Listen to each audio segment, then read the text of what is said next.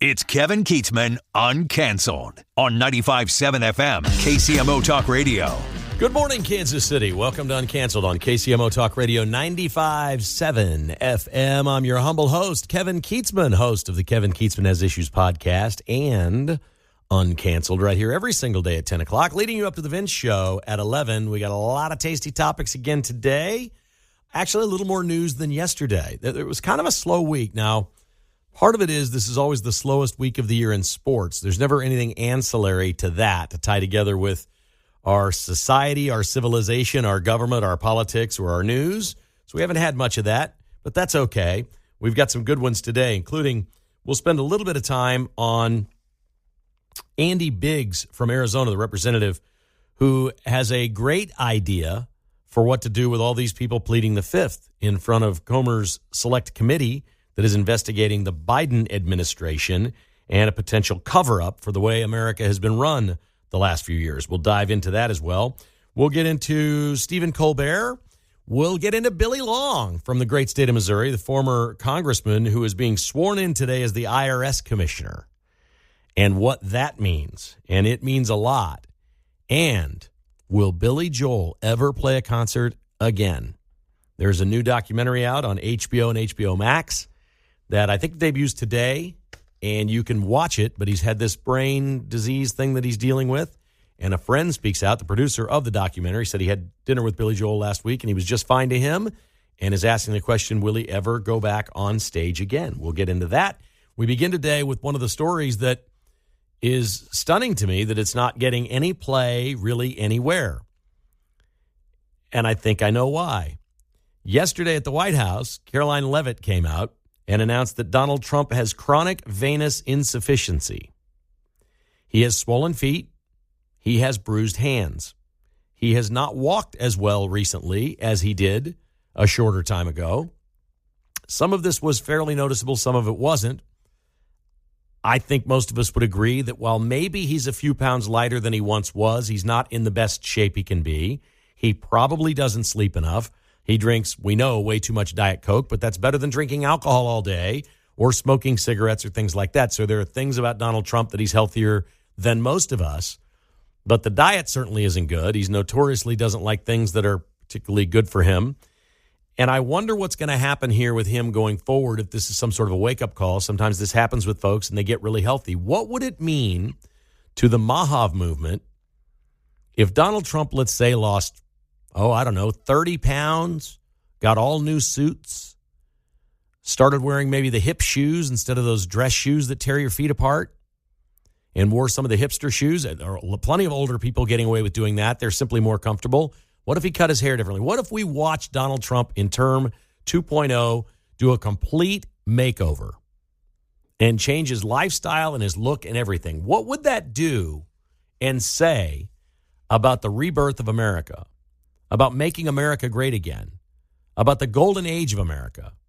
Maybe leading by example, maybe by changing, maybe going Patrick Mahomes and saying, yeah, Mahomes, your hair for quite a while was a little silly. This is better. Maybe Trump does that. We know he's balding on top. There's no question. I mean, we know why he does the long hair and the comb over, the whole deal. At some point, you don't care. He can't run again. Why not? Will this rededicate him? I don't know. But the amazing thing to me is this story is getting no play anywhere. The left media are basically ignoring it. Now, why would they do that? What's the typical playbook for the left on anything Donald Trump? The typical playbook is to jump on it and multiply it by 10. If the story is a 2 on a scale of 1 to 10, they want it to be a 20. They're going to multiply this. They can't do that.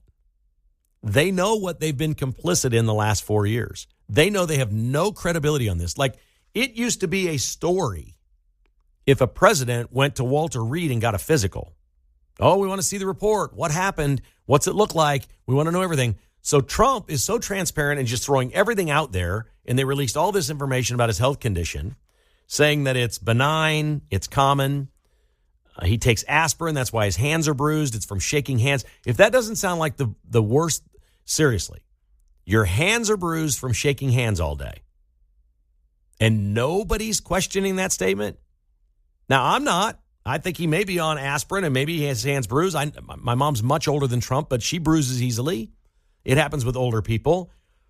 But this clearly is some sort of a circulation problem that can lead to clotting. Any little blood clot can kill you. It is unbelievable that this is not getting more attention. Now, I'm not being an alarmist here. I'm not saying Trump's in jeopardy. But I'm saying Trump is at an age where anything like this must be taken seriously. If I'm 78 and I have chronic venous insufficiency, I'm concerned about it, and I'm doing whatever the doctor tells me to get rid of it. If it means diet, exercise, lifestyle change, I will do it. I'm getting rid of this thing because it is not serious. It is benign and it's common and it's treatable, and with some changes, you can get rid of it. I would do that. If it were me, I'm going to guess most of you listening right now would do that. Is Trump going to do that? I don't know. And is it dangerous if he doesn't? Does this threaten his presidency in any way? Does it change the amount of hours he can work? Does it change what he does in a day? I don't know. I don't have any of those answers. I'm not a doctor. I just can't believe, because of what the Democrats have done in the media, with the Biden administration, with the auto pen, with an admin group around Biden, that now a third person has pled the Fifth Amendment and refused to speak in testimony when they are asked very simple questions. And the questions they're being asked are, was any unelected person or member of the family in on making a decision or made a decision on behalf of the president? Or the other question they like to ask, did Joe Biden at any point ask you to not tell anybody about his health condition? And they're all pleading the fifth. And because they're all pleading the fifth and we have this ongoing investigation, they can't do anything on the left about Donald Trump. They'd like to keep Epstein out of the headlines and make this Trump is unfit for office. They played that game in Trump 1.0. Remember the unfit for office? But he was unfit because he was Hitler, which we knew he wasn't. If they could make a case that he's unfit for office because of his health, they would do it. But they have less credibility on this than anything. They led everything through COVID. Stephen Colbert just got canceled and whacked. We'll talk more about this a little bit later. What is Stephen Colbert known for? 11 years of The Late Show. What is he known for? He's famous for two things. One of them is not being funny. He's famous for two things. And I don't know which one is one. It's 1A and 1B. 1 is he hates Trump and made his show about that. 2 is the vaccine. He turned his show for 2 years into the Vax, VAX scene, SCENE, the Vax scene. He did songs and dances. He had mascots dressed up like syringes. He did all this stuff. It's a crap show. America's moved on. Trump was right before the nonsense. Trump is right after the nonsense. And all polling shows that Americans understand this. Democrats are not liked. They're not liked by Democrats. They blew it. They overplayed their hand. They've done it all. And right now, they've got something that they would have thought would have been the greatest gift ever if this was a year ago and the campaign were going on.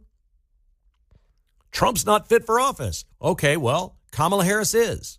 That's what they'd say. They'd probably turn on Biden and say Biden's out of the race because he's too old and unfit. And now Trump's unfit. He's got this condition, whatever. You got to go with Kamala. She's younger and healthier. It would be the only story in America today if this were 1 year ago. And they announced that Trump had chronic venous insufficiency. Now, they probably wouldn't have announced that during the campaign last year. And they're comfortable doing it now, which is what I love about Donald Trump 2.0. He's basically on a timeline now of release everything. We may get into Epstein a little bit later. They've announced, Trump has ordered Pam Bondi to go get any and all grand jury testimony around the Epstein trial and release it completely to the American public. The courts have it. It's under seal. Pam Bondi's going to get it, and they're going to release it. That's the only way to put this story to bed, is to do that. They've done that with the JFK files. They've done it with everything. I think the conspiracy theorists out there are going to be really disappointed in what they see, that there isn't really much there. And there certainly isn't going to be much there that we didn't know. But release it, says Trump. He calls it a scam, says the Democrats wanted it. And now they don't. Now they didn't want it released, and now they do want it released because Trump doesn't want it released. So just release it, he says. That's his policy. That's Trump 2.0. And I was shocked yesterday when I found out the president had this condition. Because to me, it sounds a lot more serious than something that's benign or common. When I start hearing about a vein condition and insufficiency that can lead to clotting, that's scary as hell. That have my attention. Would it have your attention? This is, for some reason, not a story in America. The main reason is Donald Trump has won. He's won at every turn. Everybody that's come after him and called him a Nazi is along the roadside. I mean, we need to get a list. Forget the Epstein list. We need the Trump list of everyone's career that has been ruined since Donald Trump came down the escalator because of Trump. I mean, Rosie O'Donnell was number one, but we can just go all up and down the thing. There's actors all over the place. Alec Baldwin, Stephen Colbert fits into this now. But politically, go back 10 years and look at the people that were taking on Trump. I was watching this montage of the 2015, the election cycle. Like even the Clintons, Hillary Clinton, Barack Obama's out there making a fool of himself, doing podcasts with his wife and her brother, talking about their marriage being on the rocks and how it's a joke. I mean, there's just no credibility left in that party. He's run roughshod over everyone by being right about almost everything, and Americans see that, and by saying everything as it is, by being truthful, which is what people are when they sit in a bar next to each other and they're talking. It's unfiltered. When they're on social media, it's unfiltered. It's out there. People think about and talk about what they want to say and what they want to do. Politicians have been guarded and lied and done all these things for years, and along comes Trump for a decade, and he has changed America. There's no explaining how Shane Gillis got away 2 nights ago with what he said about ESPN, the ESPYs, and all the people there and all the liberals there. It's changed. America's different. And we're in a place where, for the only time in my lifetime, they have announced the president of the United States has a health condition, and it's not news. I am shocked. 913-408-7957 is the number to call. I'd love to have you join the show today. Give me a shout. We'll take your calls next. This is Uncanceled on KCMO Talk Radio. That song always makes me want to just run. Like run through a wall, baby. I want to run through a wall. Ding dong. The Wicked Witch is dead. The House has given final approval to the $9 billion tax spending cuts that will end funding to the Corporation for Public Broadcasting. I have waited 40 years for this day, ladies and gentlemen. I am dancing a jig today. $1.1 billion of our dollars saved, no longer going to people my entire career I've been competing against, and the government has been funding their operations. That is over 1,500 PBS and NPR stations nationwide that are losing $1.1 billion in funding. Welcome to the real world, PBS and NPR. Good luck competing out there. Godspeed. The rest of the $9 billion that was carved back is basically foreign aid. It is an awesome day. To the phones we go, and we got our guy Stephen in KC joining us. Hi, Stephen. Good morning. How are you, sir? Hey, Kevin. It's a great day, isn't it? It is a great day. Listen, you were. I'm going to talk about Colbert for a second here, but you asked about Shane Gillis and trying to explain it. I think I can explain it. I think he's legitimately funny. I think he is this may have been a performance that changes the arc of his career, like Nikki Glaser at the Golden Globes, where she immediately got a 3-year contract. I mean, this guy, his delivery is so unassuming, but he can get away with saying anything because of how he comports himself. He can. Let's give a little context. I'm going to agree with you, but I think the arc of his career changed. He was fired by Saturday Night Live because, according to him, he was the only conservative there. Then a couple of years later, he became so popular because he got so much attention for being fired and becoming like the conservative comedian. They brought him back last year as a host, and he killed it. And he was easily the best host they've had in years. Now everybody wants him to host. What he's got a big, wide open, empty runway. He's got all the material that all the liberals won't do. They won't do it. So he's got the fertile comedic ground. It's easy. It's like shooting fish in a barrel for him because he was making fun of, that gag he pulled on the audience where he said, oh, look at 4-time WNBA All-Star over here, Nikki, whatever her name is, and they all clap for her and everything, and she's like a buddy's wife. Wasn't even a player, and he's like, I knew nobody knew any players in the WNBA. It was just hysterical. I mean, there's nothing off limits for the guy. It's great.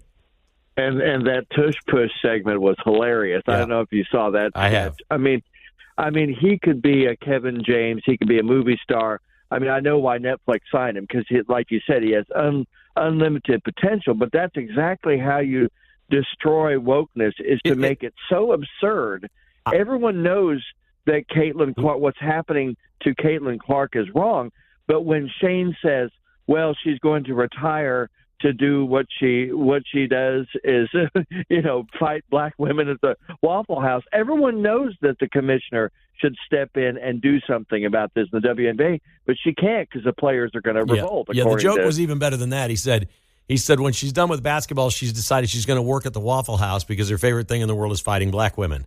And so, right. That's funny. It's funny because of all the videos that are out there circulating of Waffle House fights. They're everywhere. And I don't know. You haven't seen them, Stephen? I mean, everybody's seen the Waffle House fights. Mark, you've seen them. Surely you've seen the There's Waffle House fights everywhere. That's what's funny about it, is when you make a joke, there's something rooted in the truth. And he's doing great. Look, I think maybe we can say this. I think he's reached the arc. He's doing everything, and this helped him. But I think maybe what the ESPYs for me was this week might have been, this is the end of wokeness. It's over. Stephen Colbert's done. Everybody that was attached to this era of being wrong and the vaccine and Trump, they're looking at the polling. They're seeing their numbers in media. They're watching their ad revenue decline. Their ratings are falling apart. They're like, we were wrong. We're not connecting with the American people. Woke is broke. It's dead. It's over. It's tumbling and toppling everywhere. I'm just a normal person, and I thought it was absolutely hilarious. Now, about Colbert, everyone forgets he wasn't really that funny. He was just a writer for Jon Stewart, and they almost canceled him. CBS almost canceled him right out of the gate until he started bashing Trump. What Trump has done, he's revealed all these people who have TDS, like the Wall Street Journal. I don't understand what happened at the Wall Street. The TDS exploded at the Wall Street Journal editorial board, apparently, and it seeped into the newsroom. I don't know why the Wall Street Journal is doing this with no proof, with no evidence. I mean, it just feeds. All right, you're referencing a story. Not everybody knows about it. So, all right, you're referencing a story about the Wall Street Journal saying that there was a note from Trump to Epstein in 2003 saying happy birthday, where apparently he drew some breasts and made some comment. Trump has already said he's suing the Wall Street Journal. They're next. He's won every one of these lawsuits. They've all been settled. He's right every time. I don't know why they do this. He's been picking on the Wall Street Journal, saying they're as bad as the other outlets, and it's been hurting them. And so this is their way of fighting back. That's what happens. And they have no evidence. It doesn't matter. CBS edited Kamala Harris for 60 Minutes and then said they didn't. They got caught. You are Rupert Murdoch. You're the most powerful newsman in the world, and you tell Trump, well, I don't know if I'm going to go with this. And then they have absolutely no evidence, and they're going to get a huge settlement from Wall Street Journal. I'm not sure Murdoch knew about it. I think that's probably too high of a level. And thanks for the call, Stephen. Great stuff as always. A lot of topics there, a lot to digest. But the bottom line is every one of these entities, what we're learning, I keep thinking to Elon Musk, the hat Trump is always right. Trump knows more about media than the media. He's been in it. Like, if Trump were the CEO of Paramount, CBS, or whatever, they would have been more successful. If he'd run any of these media companies, they would have been more successful. He's running his own media company now. And in many ways, as president of the United States, he is his own media company and has been for a decade. He knows more about media than anybody in America. He's better at this. He finds their weakness. He goes after it. They take the bait. He sues them, and he's going to build a wing of his library called the Fake News Wing, and it's going to be paid for specifically and exclusively by all these suits he's going to win. And the Wall Street Journal is up next because it's totally and utterly fake news. Let's go, America, baby. We got all kinds of good things going on. You just heard the news update there that a third member of Biden's staff has pleaded the fifth. How do you say that properly? This is all new to me. Pleaded the fifth in front of James Comer and his team that are investigating the use of the auto pen, any cover-ups, medical cover-ups, whatnot. The two questions they're asking, as we said at the top, did Joe Biden ask you to lie about his health? And the other one is, were there any unelected officials or family members that made decisions on behalf of the president?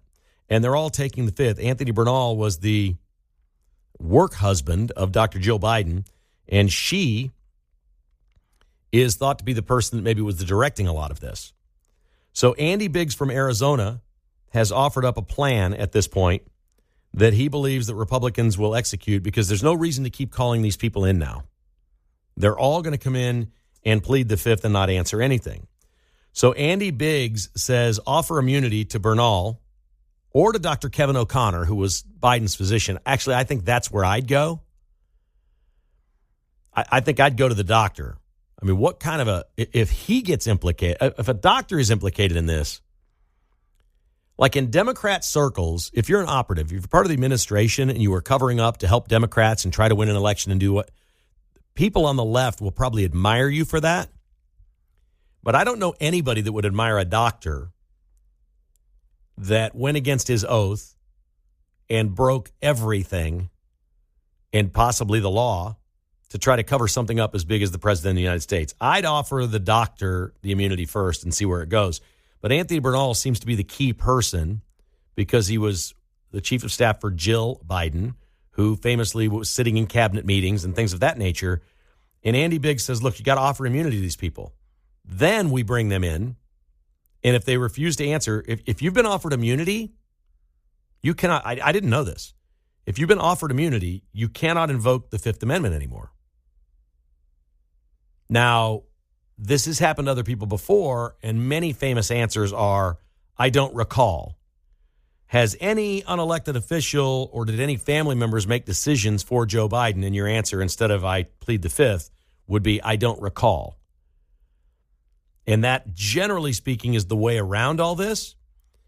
But Biggs says if and when that happens, and they give immunity to these people and bring them in, and they still won't answer the questions, they can hold them in contempt. And then they can pursue them criminally and possibly get jail time for being in contempt.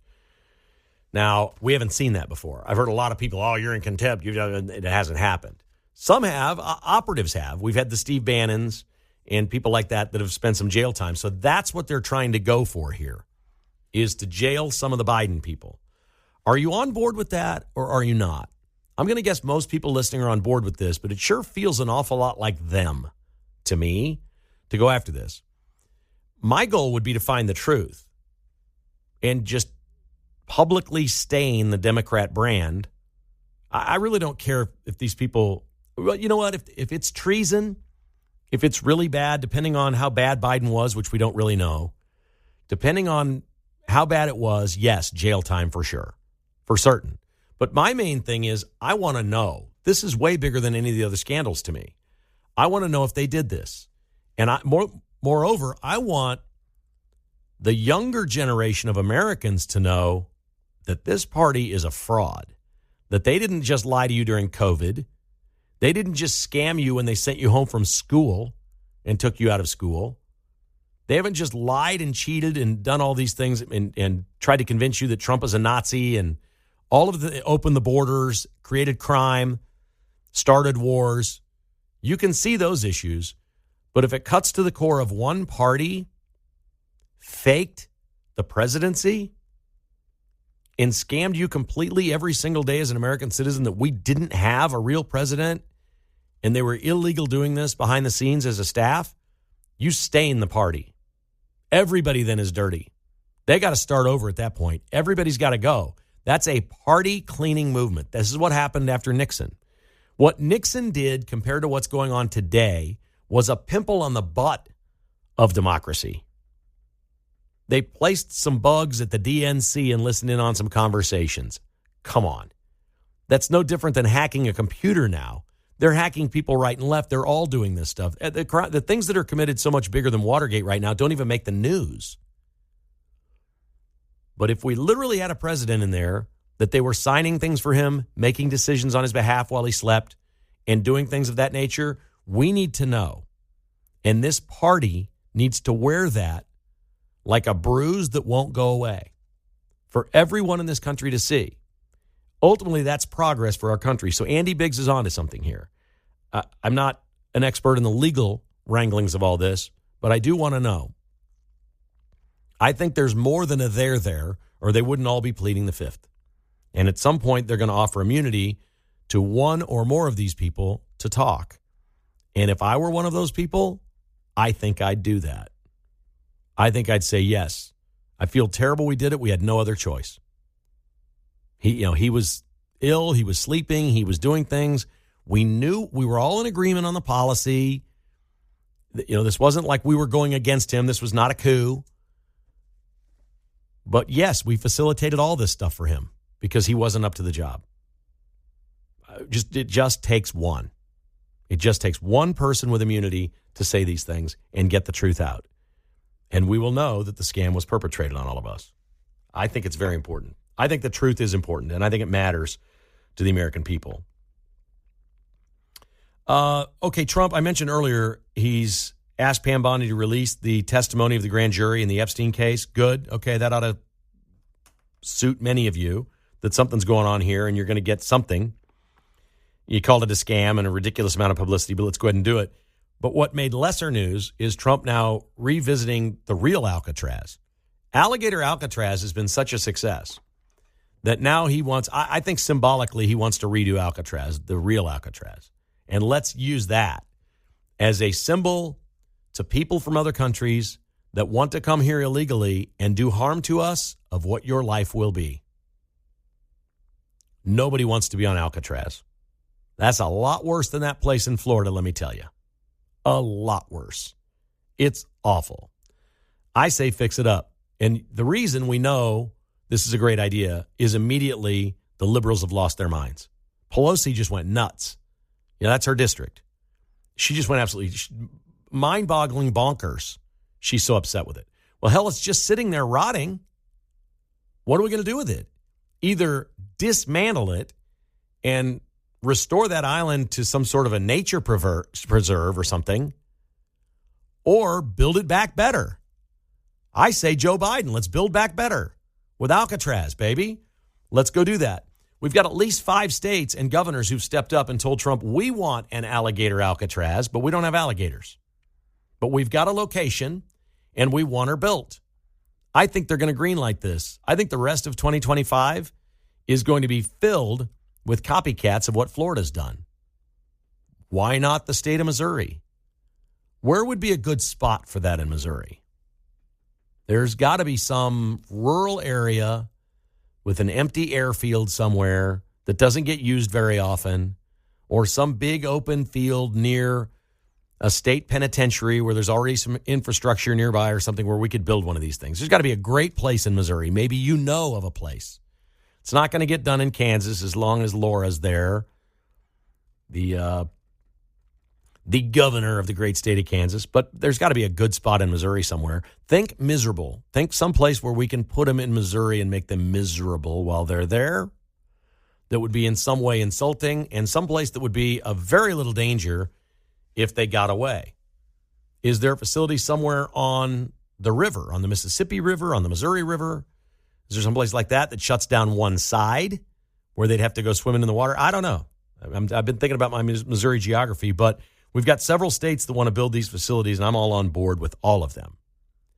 Now, Billy Long seems like the kind of guy, a former congressman from Springfield, who's this is not an insult, he's a bubba. Billy Long's been on many times, right, Mark, with Pete? Would we describe him as a bubba? Oh, yeah. Yeah. I met Billy Long. I emceed an event where he spoke, and I wasn't sure he was going to make it through. He was sweating so much. He's not in the best shape. He is Missouri through and through. I like the man. I love his politics, and he's now the IRS commissioner. They're swearing him in today after the Senate approved him 53-44. This one was always going to be tough because Billy Long's just a tough guy to approve. But Trump loves him because he's all in on the Trump train. And he always supported Trump and the idea that the election was fraudulent in 2020. Billy Long, prior to becoming the IRS commissioner, and this is just beautiful, sponsored legislation in the House that did not pass to abolish the IRS. His thought on the IRS is the same thing as Trump and Linda McMahon's thought about the Department of Education. It needs to go away. Some really good computers and a small staff need to be reassigned to a different department, probably the Department of Treasury, and say you're responsible for collecting taxes from people. Trump wants to get rid of the income tax. That's not going to happen in 4 years. He's going to give it his best shot. There's not going to be enough in tariffs to do that at this point. There's just not. But Already, reportedly, tens of thousands have left the IRS in terminations, firings, and people who've quit said, I ain't working for Trump. I'm not staying here doing this for Trump. Well, Billy Long's all on board with that. And he said, we're starting a new culture beginning day one. This is right. This is the simplest thing ever. And Billy Long is so right. He's going to demand now that the IRS, every day that you show up and work for the IRS, you're working for the taxpayers, not the federal government. Now, that's a complete 180. The IRS had been weaponized against taxpayers to go catch bad guys who cheat on taxes. There will still be that, but what Billy Long is saying is we want to make the tax code simpler, friendlier, easier for people to do their taxes, pay them, to find the loopholes and understand how we can save them more. We need to help more people pay less tax. That is now the mission of the IRS, not cheat us. There's still going to have to be some enforcement on that. There's scammers everywhere. Not cheat us and not fraud, not these people that are stealing millions or hundreds of millions or billions of dollars. Not that. But we want to help taxpayers pay as little as possible through education, through programs, through websites that are simple, through documents that we can send them, by simplifying the code. We want our taxpayers to pay as little federal tax as possible under law. That becomes the mission of the IRS on day one. How freaking great is that? That the mission of the IRS is no longer to work for the government, it's to work for taxpayers. And if we can help you find a way that you can save $600 on your taxes this year, we want to help you find that. Think of this as a massive, giant H&R Block. Billy Long now is the IRS commissioner. I absolutely love it. I think it's great. I think anytime we can do those things, it's great. All right, here's Wes in Gladstone on KCMO Talk Radio. Hi, Wes. How are you today? Yeah, hey, Kev. Whenever I heard that Billy Long was going to be the head of the IRS, I was like, get that guy confirmed pronto. But here's the best place for the illegal alien detention center in the state of Missouri, okay? All right. North St. Louis. You escape from that facility, and you'll wish you had alligators snapping at your ass, man. Okay. Because so tell me more. Tell me more about North St. Louis. I've heard a lot about East St. Louis, right? And we've heard about Ferguson. Ferguson's not in North St. Louis, is it? Hey, Kev, you still there? Yeah, I'm here. Tell me more about North St. Louis. I think we lost Wes. All right. Call me back, Wes. Or somebody knows more about North St. Louis than I do. Is Ferguson in the north part of St. Louis? Is that what he was? Okay, so that's what he's referencing. I think so. Is basically put it in there, and if you get loose, I don't think Ferguson's probably as bad as people think. I think that was a moment in time and a phase and something, again, that is people just aren't going to listen to anymore. They're not going to listen. What was that guy's name? Brown? Young man they shot? Brown, Michael Brown. Nobody's going to listen to these stories anymore. The guy just ripped off a 7-Eleven, right? I'm sorry. These stories are all, you just can't. You can't go there. I don't see it. I understand it. We're living in a different era, and it is awesome. Chiefs wide receiver Rashee Rice has pleaded guilty to 2 counts of reckless driving in Dallas 2 years ago, where he drove 115 miles an hour, crashed into some cars on a freeway, injured 4 people. He's paid $115,000 in restitution. There's more to come on the civil side of this thing, but he's accepted a 30-day jail sentence and 5 years probation. And now we await the NFL to suspend Rashee Rice. Mark Van Sickle joining us. Mark, what would be a fair punishment by the NFL? I mean, I could see him saying 6 games and then them bringing it down to 4 with the NFLPA's help. But with the NFL, it's just hard to predict. It is hard to predict. I'm going to say maybe 8, then down to 6. The Chiefs want them to decide before the season. I think that's reasonable. There's really no reason this should take more than 3 weeks to decide, is there? No, they should be able to have it by week 1, before week 1. Yeah, they've seen what the laws decided. They know Rashee Rice. They probably have even spoken with him about it. And the Chiefs just want to get this resolved before the start of the season. What's the tightest fitting clothing that you have? Oh, man. Right now? Yeah. You got something that fits really tight that you used to like to wear and maybe you don't? Yeah, an old band shirt, probably. Old band shirt. Yeah, like that I got at a concert. But it wouldn't be dangerous to wear, right? No. It's black. It might still fit all right. Be careful with your skinny jeans. I was going to bring that up, but I don't have them anymore. Don't have the skinny jeans anymore. Okay. Do you know who Suki Waterhouse is? No. She's an actress, and she's engaged to Robert Pattinson, who was in the Hunger Games, I think? He was in Twilight. Twilight. Maybe he was Hunger Games, too. I don't know. You're Twilight. Good. Okay. So they're British. She's in the hospital with her phone after hernia surgery, and she's making Instagram videos because, of course, she is. Mm-hmm. Why do you think she had a hernia? Skinny jeans? Skinny jeans. She's saying it's a thing, and it's happened to thousands of women around the world. She wore these jeans too tight for 6 months, and it can compress on the muscles in your... I don't even understand it. If you wore your jeans so tight that you had hernia surgery, would you tell anyone? No. I'd be too embarrassed. She's laying in a hospital bed bragging about it. That's crazy. That is crazy. That's the definition of crazy. That's why I stopped wearing skinny jeans, but for another reason, because for men, yeah. Mm-hmm. There's several reasons. Yeah. There's been reasons for decades that I've not worn skinny jeans. I wanted to have children. I'll just say that. Oh, okay. There you go. That, yes, that's even better, right? So I assume it's boxers, not briefs? Used to be. Oh, you're to briefs now. I switched, yeah. What about boxer briefs? Yes, that's the best. That's what I got. Mm-hmm. Boxer briefs. Only way to go. The combination of the two. Billy Joel, the piano man, recently diagnosed with a brain disease called NPH. It causes vision, hearing, and balance problems, and he was experiencing problems on stage. He canceled his tour, and beginning today, there is a new documentary on Billy Joel's life on HBO and HBO Max called And So It Goes, which is one of his songs that not a lot of people know. The producer of the documentary is Steve Cohen. He's apparently a friend of Billy Joel's, and he said he had dinner with him last week, and the Billy Joel that he knows was at that dinner, and everything was just fine. You'd never know a thing. Billy got off booze, he lost a lot of weight, and then he started getting dizzy and having hearing problems on stage. They diagnosed this rare brain disorder. It doesn't sound like it's life-threatening. And Steve Cohen is saying, watch the documentary, but I can't tell you if he's ever going to perform again. He's not telling anyone. His wife's concerned. They have 2 kids at home. He's got a 10-year-old. The guy's 78 and has a 10-year-old. Wow. Can you imagine a 10-year-old at 78, Mark? No, I feel like I'm old with like a toddler right now, but people do that. I feel like maybe he continued touring to get away from the kids for a couple days. Could be. Get on my private jet, go to Kansas City, hang out on the plaza for a night, play a concert the next day, fly back home, and get a nice little break. So we don't know whether... life. Yeah, not bad. I don't know whether he's going to play again or not, man. But I'll tell you what, if I had something that... Like he's in therapy for it right now. Recovery period is what they're calling it. If you can get rid of it completely, great. If not, I don't think you ever want to go out on stage if you're going to have balance problems. Like that would be the end. Yeah, you don't want to fall down. Love me some Billy Joel. Not like Bill O'Reilly, but love me some Billy Joel. Mark, have a great weekend. What do you got? Anything good this weekend?